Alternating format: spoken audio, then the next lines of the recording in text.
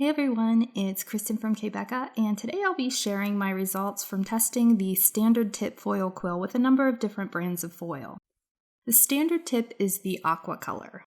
Last week I posted a video with my results for the Fine Tip Foil Quill, and if you haven't checked that out yet, a link to the video should be popping up right about now. The results do vary a little bit from the Fine Tip to the Standard Tip, so be sure to watch this video if you have or are thinking about purchasing the Standard Tip. I'm testing out this tip in exactly the same way as I did the Fine Tip, and I'm using the same designs that I've been using for all of my testing so far to keep things consistent.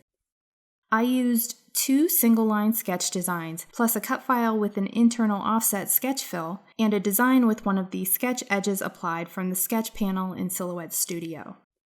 I'll be testing each brand of foil on both white and black cardstock, and the cardstock that I'm using is the Recollections brand 65-pound cardstock from Michaels. For each brand of foil that I tested, I cut a piece large enough to cover the cardstock, then taped it on all 4 sides with the foil quill placement tape. The foil quill should be allowed to heat up for at least 5 minutes for best results, and after mine was heated and ready to go, I loaded the mat with the cardstock and foil into the Silhouette Cameo and sent the files to the machine for foiling. I don't want to make you sit through this process for each of the foils, so let's skip ahead to the results. Unless otherwise mentioned, I used the sketch setting in Silhouette Studio at a speed of 8, a force of 22, and a single pass, so these settings are a little bit different than the settings that I used for the Fine Tip. I'll also have photos of the results over on my blog, and a link to the post is in the description area below the video if you're watching on YouTube. First up is the Foil Quill brand foil, which will act as our control since it's the foil that's designed to be used with the foil quill. Results with the single-line sketch style designs on the white cardstock are great. The lines aren't quite as crisp as they were with the Fine Tip tool, but they are a little bit thicker and the foil coverage is excellent. On the filled design, you can see some spotty areas in the foil coverage, which is consistent with the results that I've had on this type of design in all of my testing so far. Results for the Foil Quill brand foil on the black cardstock are also great. The foil really stands out against the dark background, and the Standard Tip makes the single-line designs look a little bit bolder than the Fine Tip does.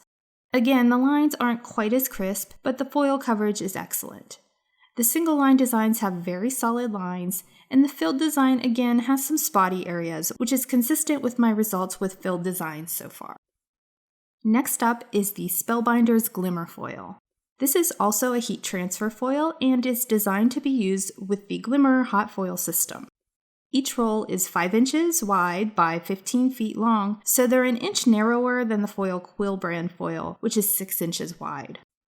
I tested with the shiny gold foil from the Variety Pack, and on the white cardstock, the results are fantastic. I actually think that these results are even a little bit better than my results with the Foil Quill foil. The single-line designs have pretty crisp-looking lines and excellent foil coverage, and the filled design does have some spotty areas, but it's less spotty-looking than the results with the Foil Quill brand foil. The Glimmer foil results on the black cardstock are also excellent. The single-line designs are nice and solid, and again, the filled design looks a little bit less spotty than the same design with the Foil Quill brand foil. Next up is the Gemini brand foil by Crafter's Companion. This is another heat transfer type foil and is designed to be used with the Gemini Foilpress machine.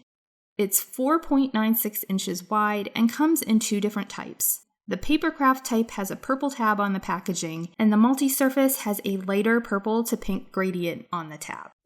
I tested the Papercraft type Gemini foil first, and on the white cardstock, the single-line designs have a more weathered-looking appearance, and the lines are noticeably less crisp than with the other foils that I've tested so far. There are actually some smaller detail areas on this mandala design that start to sort of blob together. The filled shape also has a more weathered appearance with pretty spotty coverage. If you're going for a more weathered look, this foil would be a good choice, but otherwise I'd say this one is a pass. On the black cardstock, the appearance is somewhat less weathered and more solid looking, but the coverage is still kind of spotty and the lines are less crisp than with some of the other foils. The filled design is also pretty weathered looking. Up next is the Gemini multi-surface foil, and the results are noticeably better than with the Gemini Papercraft foil, which was also the case with the Fine Tip Foil Quill. The single line designs look much more solidly filled and the details are noticeably more crisp, but there are some small areas where the foil coverage is just a little bit lighter. As with the other foils, the solid fill shape does have some areas where the foil coverage is spotty, but it's not too bad. On the black cardstock, the results are great, right up there with the foil quill and glimmer foils. The single line designs are pretty solid and more crisp looking with just slight bits of lighter foil coverage here and there. And in the foiled shape, the results are on par with the Spellbinders Glimmer Foil, which is to say that they're pretty darn good. It's not perfect, but the fill definitely looks more solid even than with the Foil Quill brand foil. Based on these results, the Gemini multi-surface foil is the clear winner over the Papercraft foil if you're looking for a more crisp and solid look. Next up is the Minc foil, and this foil is an adhesive/toner transfer foil, so it's different than the heat transfer foils that we've been testing. I didn't get much transfer when I did a single pass, so these results are with 2 passes, and unlike with the fine tip foil quill, I didn't have any issues with the foil tearing on the second pass, probably because this tip is wider and less knife-like than the fine tip. Unfortunately, even with 2 passes, the results are still very weathered looking, and the foil coverage is extremely spotty. On the filled design, the coverage wasn't actually quite as weathered looking, but you can still clearly see weathered looking and patchy areas. On the black cardstock, the results are very similar. Very weathered looking and spotty foil coverage on the single line designs, and the filled design isn't too bad, but still kind of weathered looking and patchy. The next foil that I tested is the Deco Foil brand foil, which is also an adhesive/toner transfer foil like the Minc foil. These results are the same as with the fine tip foil quill, which is to say that there was barely any transfer at all, and this is with 2 passes just like I did with the Minc foil.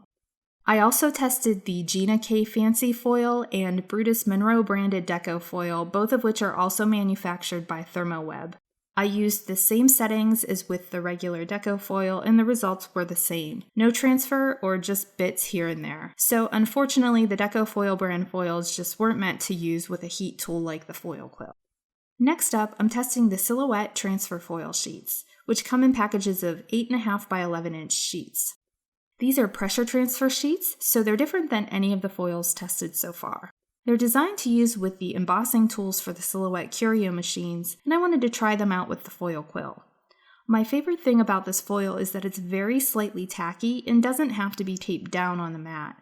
You just peel the backer paper off, stick the piece down onto the cardstock, load it into the machine, and go.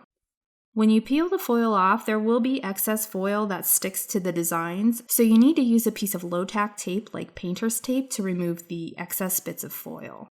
The birthday wishes and heart design are missing here because I forgot to add them back into the file after I tested the next foil that I'll be showing. I used the settings in Silhouette Studio specifically for this foil, and those are a speed of 5, force of 33, and 1 pass. The results are more solid looking than they were with the fine tip foil quill, but they're still not very crisp, and the single line design especially has a kind of muddy look to it. So unfortunately I can't recommend this foil for use with the foil quill. The final foil that I tested is the We Are Memory Keepers Heatwave foil, and this was the foil that was designed to be used with the Heatwave handheld heat tool that We Are Memory Keepers released a few years back. It was kind of a precursor to the foil quill.